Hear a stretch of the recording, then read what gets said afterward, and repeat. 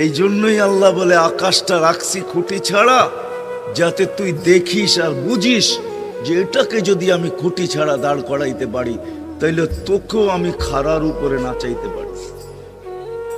তোর বাবা দরকার ছিল বিশাল সূর্যটাকে যদি আমি মহাশূন্যের ভিতরে রাইখা যদি আমি এটাকে ঘন্টায় 6 লক্ষ কিলোমিটার বেগে যদি দৌড়াইতে পারি, যেটা তোদের দুনিয়ার থেকে 13 লক্ষ গুণ বড়, আমি আল্লাহ যদি এটা পারি, তাহলে তোর মতো 3.5 একটা মানুষ, 6 ফিট 6.5 ফিটের একটা মানুষকেও আমি বাধ্য করতে পারি।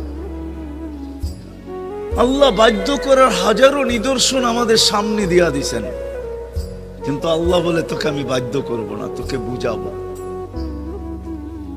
বিদায় আল্লাহ বুঝাইতেছেন আমাদেরকে। বিদায় কথা